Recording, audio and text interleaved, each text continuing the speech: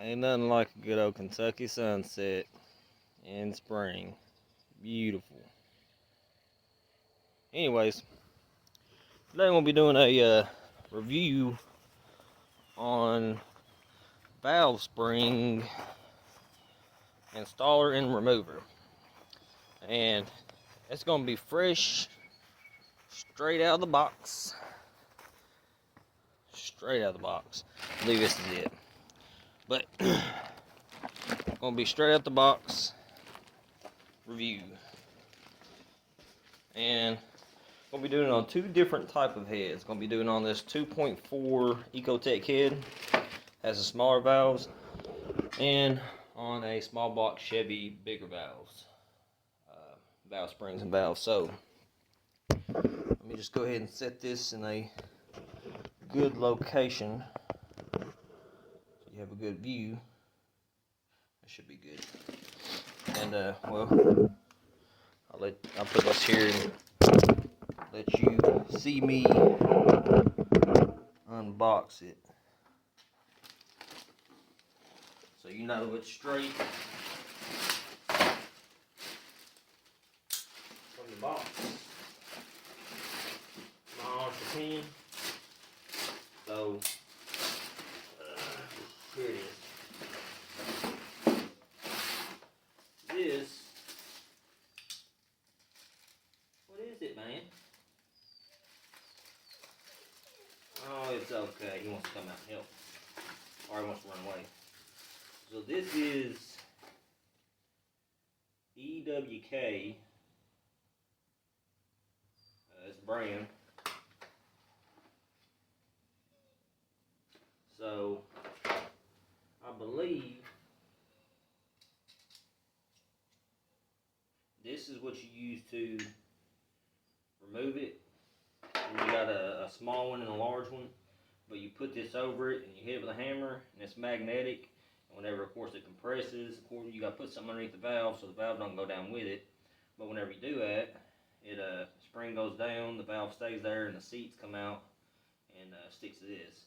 I watched videos about it. This works pretty good, but in some of the reviews and comments, they said as far as installing, the installing part of it does not work out too well. So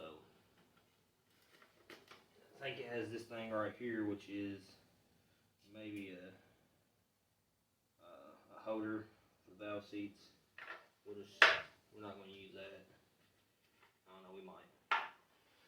Alright, so now mine's already taken out, so we're going to jump straight to the hard part where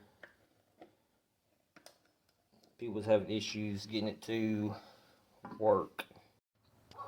So I was going to do a straight review all the way through and record my struggles, which I did record, but it took a while, and it's going to be boring watching. So just know, as you can kind of see here, it doesn't work out as should. And always remember to put the rag underneath the valves. If not, it definitely does not work at all.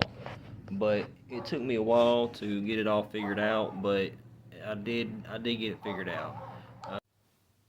So as you can see here, I got this one to work. I finally restarted the camera after I turned it off, but you got to get the valve spring cap, or at least that's what I call it. Then you get the retainers, set them in there.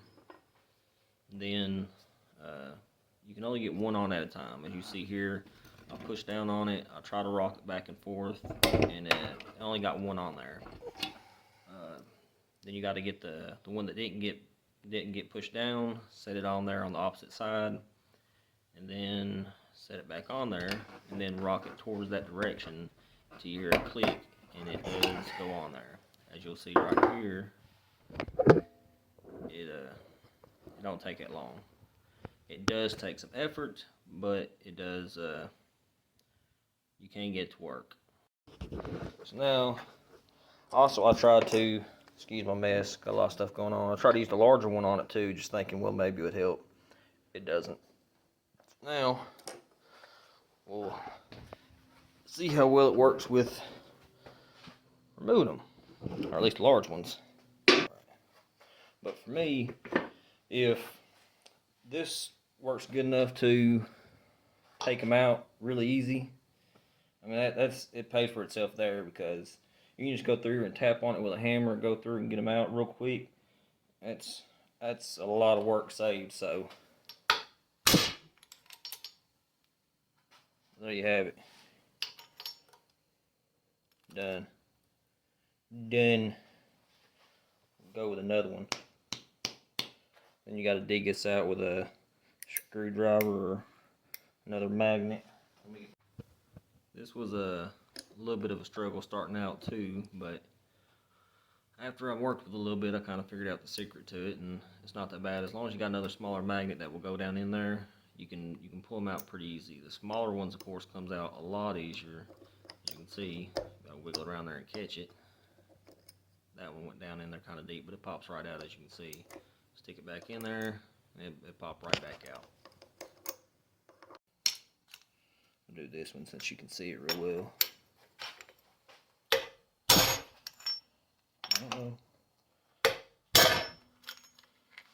That one took 2 whacks, but there it is. Works pretty good. Alright, so I finally finished up one whole side of the valve seats, or the valves in there, getting the retainers in there. Right here was kind of tricky. Don't have a lot of room. This is a 2.4 EWK cylinder head. So it's kind of got a lot of small areas. That's why I couldn't use the other one I got like this. It just, you know, can't really